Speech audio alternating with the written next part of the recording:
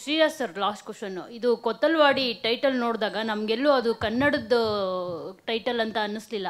ಸ್ವಲ್ಪ ತಮಿಳ್ ಏನೋ ಇರ್ಬೋದು ಟೈಟಲ್ ಅಂತ ಅನ್ನಿಸ್ತು. ಸೊ ಈ ಚಾಮರಾಜನಗರದ ಕಡೆ ಸಿನಿಮಾ ಅಂತ ಅಂದಾಗ ಎಲ್ಲೋ ಬಾರ್ಡರ್, ಮೇ ಬಿ ಬಾರ್ಡರ್ ಏನಾದರೂ ಸಿಮಿಲಾರಿಟೀಸ್ ಇದೆ, ಅದಕ್ಕೆ ಅದು ಕೊತ್ತಲ್ವಾಡಿ. ಮೇಡಮ್, ಇದು ಆ್ಯಕ್ಚುಲಿ ಚಾಮರಾಜನಗರ ಗುಂಡ್ಲುಪೇಟೆ ಈ ಮಧ್ಯದಲ್ಲಿ ಒಂದು ಊರಿದೆ ಮೇಡಮ್. ಸೊ ಅದ್ಭುತವಾದ ಊರದು, ಅದ್ಭುತವಾದ ಜನ. ಇದು ನಮ್ಮ ಕರ್ನಾಟಕದ ಅಪ್ಪಟ ಕನ್ನಡದ ಊರು ಮೇಡಮ್, ಕೊತ್ತಲವಾಡಿ ಅನ್ನೋದು. ಸೊ ನಾವು ಹೆಮ್ಮೆಯಿಂದ ಹೇಳ್ಕೋಬೋದು, ಇದು ಕನ್ನಡದ ಟೈಟಲ್ಲೇ, ಕನ್ನಡದ ಊರು, ಕರ್ನಾಟಕದ ಊರು ಅಂತ ಮೇಡಮ್. Thank you. ಸುಮಾರು ಸಿನಿಮಾ ಮಾಡಿದ್ದೀರಾ, ಕಂಟೆಂಟ್ ಓರಿಯೆಂಟ್ ಸಿನಿಮಾಗಳನ್ನೇ ಜಾಸ್ತಿ ಒಪ್ಕೊತಾ ಇದ್ರಿ. ಈ ಸಿನಿಮಾ ಒಪ್ಕೊಳ್ಳೋಕ್ಕೆ ನಿಮಗೆ ನಿರ್ಮಾಣ ಸಂಸ್ಥೆ ಗೊತ್ತಿಲ್ಲ ಅಂತ ಹೇಳಿದ್ರಿ ಸ್ಟಾರ್ಟಿಂಗು. ರೀಸನ್ ಏನು ಒನ್ ಆಫ್ ದಿ? ಮತ್ತು ಈ ಸಿನಿಮಾದಿಂದ ನಿಮ್ಮ ಜಾನರ್ ಸೆಲೆಕ್ಷನ್ಸ್ ಬೇರೆ ಥರ ಆಗುತ್ತಾ ಇನ್ನು ಮುಂದೆ ಅಂತ?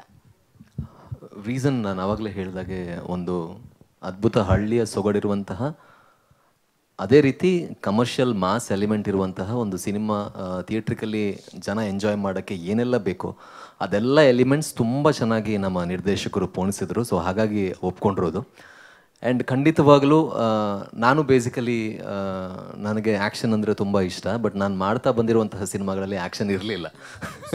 ಸೊ ಮೊದಲಿಂದ ಬಹಳ ಆಸೆ ಇತ್ತು, ಯಾವುದಾದ್ರೂ ಒಂದು ಸಿನಿಮಾದಲ್ಲಿ ಆ್ಯಕ್ಷನ್ ಮಾಡಬೇಕು, ಈ ಥರ ಶೇಡನ್ನು ಕೂಡ ನಾನು ನಿಭಾಯಿಸಬಲ್ಲೆ ಅಂತ ತೋರಿಸ್ಬೇಕು ಅನ್ನೋ ಹಂಬಲ ಭಾಳ ಇತ್ತು. ಸೊ ಈ ಸಿನಿಮಾದಲ್ಲಿ ಅದಾಗಿದೆ, ತುಂಬ ಚೆನ್ನಾಗಾಗಿದೆ.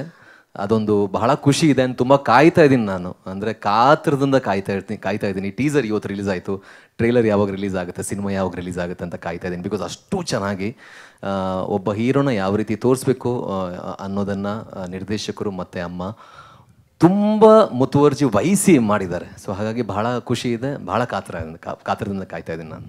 ನಿಜವಾಗ್ಲೂ ಅವ್ರ ಮಗನ ಥರನೇ ಎಲ್ಲರನ್ನ ನೋಡ್ಕೋತಾರೆ. ನಿಜವಾಗ್ಲೂ ಹೇಗೆ ಎಸ್ ಸರ್ ವಿದೌಟ್ ಬ್ಯಾಕ್ಗ್ರೌಂಡ್ ಬಂದು ಒಂದು ಎಂಪೈರ್ನ ಕ್ರಿಯೇಟ್ ಮಾಡಿದ್ರು, ಪಿ ಎ ಪ್ರೊಡಕ್ಷನಿಂದ ಮ್ಯಾಮ್ ಖಂಡಿತವಾಗಲೂ ನನ್ನಂತಹ ಇನ್ನಷ್ಟು ಬ್ಯಾಕ್ಗ್ರೌಂಡ್ ಇಲ್ಲದೆ ಇರುವಂತಹ ಕಲಾವಿದರಿಗೆ ಆಸರೆಯಾಗಿ ನಿಲ್ತಾರೆ. ದೊಡ್ಡ ದೊಡ್ಡ ಫಿಲ್ಮ್ಗಳನ್ನು ಅವ್ರಿಗೋಸ್ಕರ ಮಾಡ್ತಾರೆ ಅನ್ನೋ ನಂಬಿಕೆ ನನಗಿದೆ.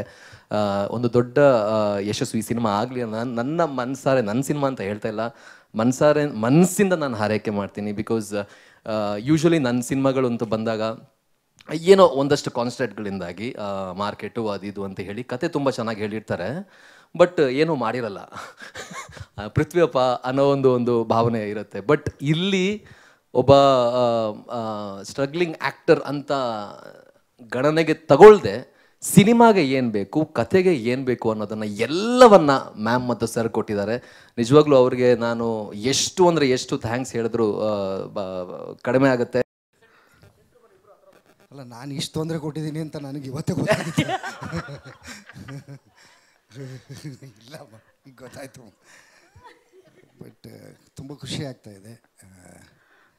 ನೋಡಿ, ಇವ್ರು ಮಾಡಿರೋ ಪಾತ್ರಕ್ಕೂ ಇವ್ರು ಇರೋ ರೀತಿಗೂ ಸಂಬಂಧನೇ ಇಲ್ಲ. ನಿಜವಾಗ್ಲೂ ನನಗೆ ಒಂದು ಸೀನ್ ಮಾಡುವಾಗ ಇವ್ರ ಜೊತೆ ಹೆದರಿಕೆ ಆಗುತ್ತೆ. ಅಂದರೆ ಯಾವ ಕ್ಷಣದಲ್ಲಿ ಅದು ಯಾವಾಗ ಹಿಂಗೆ ತಿಂತಾರೆ ಗೊತ್ತಾಗಲ್ಲ, ಏನು ಮಾಡ್ತಾರೆ ಗೊತ್ತಾಗಲ್ಲ. ಓಕೆ, ಈ ಥರದ ಏನೇನೋ ಹೇಳಿದ್ನಲ್ಲ ಸೀಕ್ರೆಟು ಆಶ್ಚರ್ಯ, ಅದರಲ್ಲಿ ಇವರು ಒಬ್ಬರು.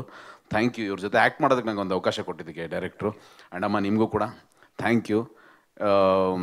ಹೇಳಿಲ್ವ, ಈಗ ನಾವೆಲ್ಲ ಎಲ್ಲರೂ ನೋಡಲಿ ಅಂತ ಕೆಲಸ ಮಾಡೋ ಒಂದು ವರ್ಗ ಇರುತ್ತೆ, ಎಲ್ಲರೂ ನೋಡ್ತಾ ಇದ್ದಾರೆ ಅಂದ್ಕೊಂಡು ಕೆಲಸ ಮಾಡೋ ಒಂದು ವರ್ಗ ಇರುತ್ತೆ.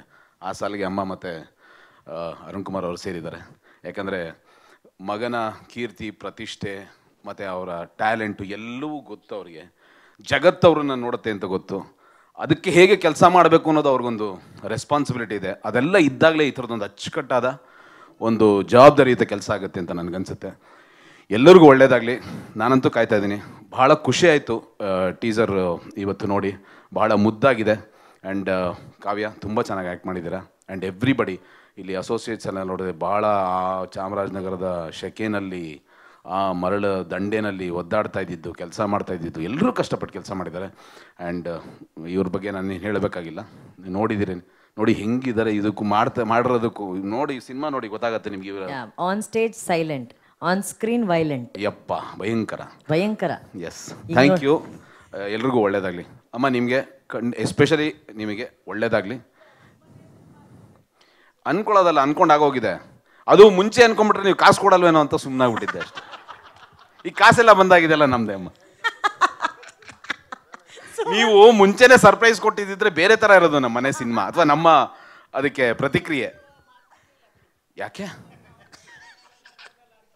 ಅದಕ್ಕೆ ಇಲ್ಲಪ್ಪ, ಛೇ ಛೇ ಛೇ ಛೇ, ನೀವು ತಮ್ಮ ಅಂದ್ಬಿಟ್ಟು ಈ ತರ ಎಲ್ಲ ಹೇಳಂಗಿಲ್ಲ ನೀವು. ಅಲ್ಲಲ್ಲ, ಅವ್ರ ತಮ್ಮ ಅಂತ ಹೇಳ್ಬಿಟ್ಟು ಅವೆಲ್ಲ ಹೇಳಂಗಿಲ್ಲ ಅಂದೆ. ಸೊ ಈ ತರದ್ ಇನ್ನೊಂದಷ್ಟು ಒಳ್ಳೊಳ್ಳೆ ಸಿನಿಮಾಗಳು ಮಾಡಿಮ್ಮ, ಎಲ್ಲಾ ಸಿನಿಮಾದಲ್ಲೂ ನಂಗೆ ಒಂದು ಪಾತ್ರ ಕೊಡಿ ಅಷ್ಟೇ. ನಂದೊಂದು ರಿಕ್ವೆಸ್ಟ್, ಅಮ್ಮನ ಹತ್ರ ಒಂದು ಲೇಪಲ್ ಮೈಕ್ ಹಾಕಿ ಇಟ್ಬಿಡಿ. ಅಮ್ಮ ಅವಾಗ ಅವಾಗ ಮಾತಾಡ್ತಾ ಇರೋದೆಲ್ಲ ಪಂಚ್ಗಳು ಸಾಕಾಗಿದೆ, ನೇರ ನುಡಿ. Thank you thank you so much. ಎಲ್ಲರಿಗೂ ಒಳ್ಳೆಯದು ಸರ್, ತಲೆ ಕೆಡಿಸ್ಕೋಬೇಡಿ, ಅಷ್ಟೇ ಅಷ್ಟೇ, ಮಾತು ಮುಗೀತು ಅಷ್ಟೇ. ಅಂತೀರಾ ಮಾತಾಡ್ಲೇಬೇಕಾ? ಮತ್ತೆ ನಂಗೆ ಹೇಳ್ಬಾರ್ದು ಏನೋ ಅವ್ರ ಪಾಪ. ಬನ್ನಿ ಇಲ್ಲಿ ಬನ್ನಿ, ಇನ್ನೊಂಚೂರು. ಎಲ್ರಿಗೂ ನಮಸ್ಕಾರ. ನನಗೆ ಪ್ರತಿ ಸಲ ಏನು ಮಾತಾಡಬೇಕು ಅಂತ ಗೊತ್ತಾಗಲ್ಲ, ಬಟ್ ತುಂಬ ಖುಷಿ ಆಗ್ತಾಯಿದೆ. ನನಗೂ ಸರ್ಪ್ರೈಸೇ ಇದು. ಇವರು ಪ್ರೊಡಕ್ಷನ್ ಹೌಸ್ ಈ ವಿಷಯಕ್ಕೆ ಸರ್ಪ್ರೈಸ್ ಇಟ್ಟಿದ್ದಾರೆ ಅಂದರೆ ಸಿನಿಮಾದಲ್ಲಿ ಇನ್ನೂ ಏನೇನು ಸರ್ಪ್ರೈಸ್ ಇಟ್ಟಿದ್ದಾರೆ ನಮ್ಗೆ ಗೊತ್ತಿರಲಾರ್ದಂಗೆ ಅನಿಸ್ತಾ ಇದೆ. ಬಟ್ ಥ್ಯಾಂಕ್ ಯು ಅಮ್ಮ, ಅವಕಾಶ ಕೊಟ್ಟಿದ್ದಕ್ಕೆ.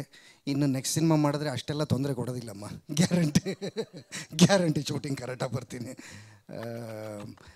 ನಾನು ತುಂಬ ಮೆಚ್ಚುವ ನಟ ಶರಣ್ ಸರ್, ನನಗೆ ಅವ್ರನ್ನ ನೋಡಿ ಭಾಳ ಖುಷಿ ಆಗ್ತಾಯಿದೆ. ಹಾಗೆ ರಾಜೇಶ್ ಸರ್ನು ನಾನು ತುಂಬ ಮೆಚ್ಕೊಂಡಿದ್ದೀನಿ. ಅವ್ರ ಆ್ಯಕ್ಟಿಂಗ್ನ ನಾನು ಫಾಲೋ ಮಾಡೋದಕ್ಕೆ ಟ್ರೈ ಮಾಡಿದ್ದೀನಿ. ಅವರೊಂಥರ ಇನ್ಸ್ಪೈರ್ ಮಾಡಿರುವ ಆ್ಯಕ್ಟ್ರಸ್ಸು.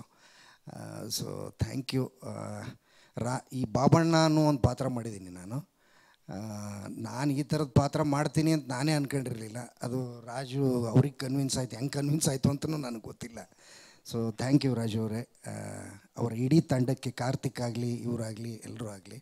ಇನ್ನು ನಾನು ಪೃಥ್ವಿ ಒಳ್ಳೆ ನಟ ಅಂತ ಗೊತ್ತಿತ್ತು, ಒಳ್ಳೆ ನಟ ಅಂತ ಅವ್ರು ಎಲ್ರಿಗೂ ಗೊತ್ತಿದೆ.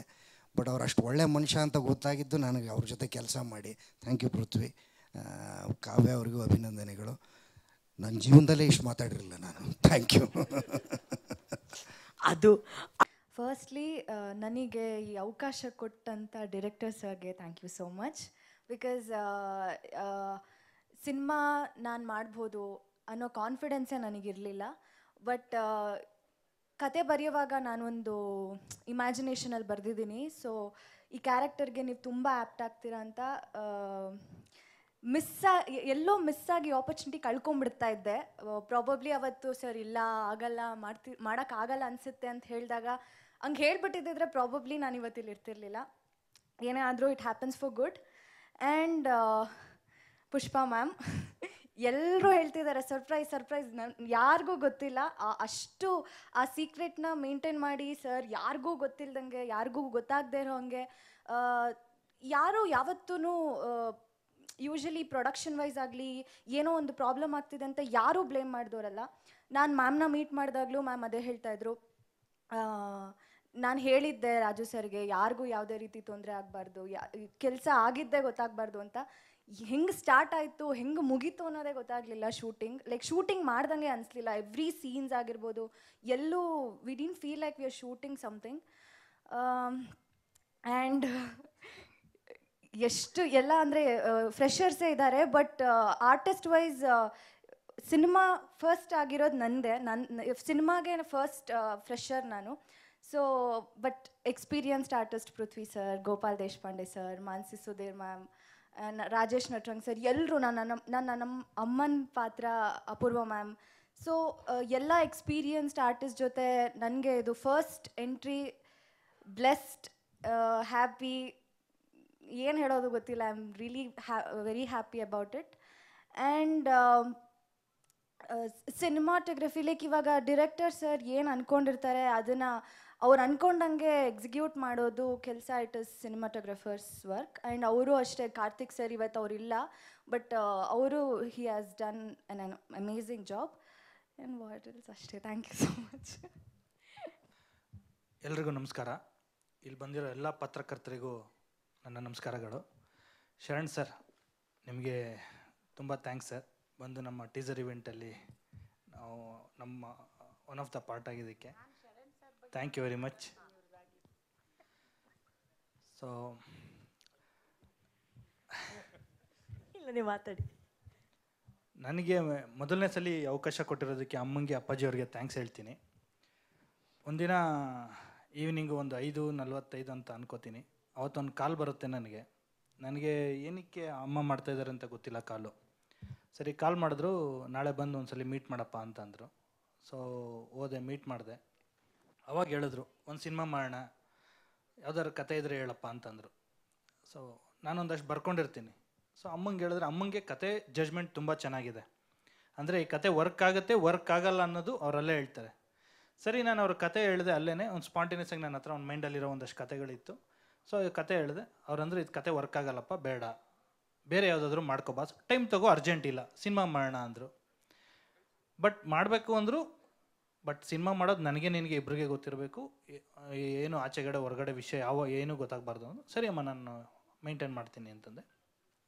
ಅದಾದಮೇಲೆ ಒಂದು ಸ್ವಲ್ಪ ದಿನ ಬಿಟ್ಟು ಮತ್ತೆ ಇನ್ನೊಂದು ಯಾವುದೋ ಒಂದು ಕತೆ ಬರ್ಕೊಂಡೆ. ನೀವು ನಂಬಲ್ಲ, ಆ ಕತೆನೂ ಅಮ್ಮ ರಿಜೆಕ್ಟ್ ಮಾಡಿದ್ರು.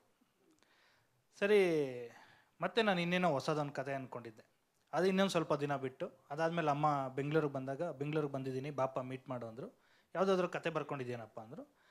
ಸರಿ, ಅವಾಗ ಈ ಕೊತ್ತಲವಾಡಿ ಬರೀ 1 ಲೈನ್ ಮಾತ್ರ ಇತ್ತು ಮೈಂಡಲ್ಲಿ. ಅಮ್ಮಂಗೆ ಈ ಕತೆ ಹೇಳಿದೆ, ಅಮ್ಮ ಇದು ಮೈಂಡಲ್ಲಿ ಇದೆ, ಕೇಳಿ ಇಷ್ಟ ಆಗಿದ್ರೆ ಅಂತ. ಅಮ್ಮ ಈ ಕತೆ ಕೇಳಿದ ತಕ್ಷಣವೇ ಇದು ಚೆನ್ನಾಗಿದೆ, ಇದು ಮಾಡಪ್ಪ ಅಂತಂದರು. ಸೊ ನನಗೆ ಅಲ್ಲಿಂದ ಫಸ್ಟು ಓಂಕಾರ ಹಾಕ್ಕೊಟ್ರು. ಅದಾದಮೇಲೆ ಆ್ಯಸ್ ಇಟ್ ಈಸ್ ಏನು ಪ್ರೊಡಕ್ಷನ್ ಹೌಸು, ರಿಜಿಸ್ಟ್ರೇಷನು, ಅದು ಇದು ಎಲ್ಲ ಹೋಯಿತು. ಒಂದಿನ ಬಂದು ನನಗೆ ಅಫಿಷಿಯಲ್ ಆಗಿ ದೇವಸ್ಥಾನದಲ್ಲಿ ಪೂಜೆ ಮಾಡಿಕೊಟ್ರು. ಬರೀ 1 ಲೈನ್ ಕತೆ ಇತ್ತು. ಇದಾದಮೇಲೆ ಕತೆ ಬರೆಯೋದಕ್ಕೆ ನಾನು 8 ತಿಂಗಳು ಟೈಮ್ ತೊಗೊಂಡಿದ್ದೀನಿ. ಸೊ 8 ತಿಂಗಳು ಆದಮೇಲೆ ಅಮ್ಮಂಗೆ ಹೇಳ್ತಾ ಇದ್ದೆ, ಅಮ್ಮ ನಾನು ಒಂದಿನ ಪೂರ್ತಿ ಕಂಪ್ಲೀಟ್ ಮಾಡ್ಕೊಬರ್ತೀನಿ, ನಂಗೆ ಅರ್ಜೆಂಟ್ ಇಲ್ಲ ಅಂತ. ಸರಿನಪ್ಪ, ನೀನು ಯಾವಾಗ ಪೂರ್ತಿ ಆಗುತ್ತೋ ಅವಾಗ ಬಾ ಅಂತ ಅಂದರು. ಆ ಮಧ್ಯದಲ್ಲೇ ಸರ್ ನಾನು ನಿಮ್ಮನ್ನು ಮೀಟ್ ಮಾಡಿದ್ದು ಶರಣ್ ಸರ್, ಒಂದ್ಸಲಿ ಬಂದು ನಿಮ್ಮ ಹತ್ರ ಮೀಟ್ ಮಾಡಿ ಮಾತಾಡ್ಕೊ ಬಂದಿದ್ವಿ. ಅದಾದಮೇಲೆ ಓವರಾಲ್ ಒಂದು ಸ್ಕ್ರಿಪ್ಟ್ ಬೌಂಡ್ ರೆಡಿ ಆಯಿತು. ಸೊ ಅಮ್ಮವ್ರಿಗೆ ಪೂರ್ತಿ ಕತೆ ಹೇಳಿದೆ, ಓವರಾಲ್ ಓಪನಿಂಗ್ ಟು ಎಂಡ್ ಕತೆ ಹೇಳಿದೆ. ಅವತ್ತೇ ಅಂದರು ಓಕೆ ಸ್ಟಾರ್ಟ್ ಮಾಡಪ್ಪ ಅಂತಂದರು.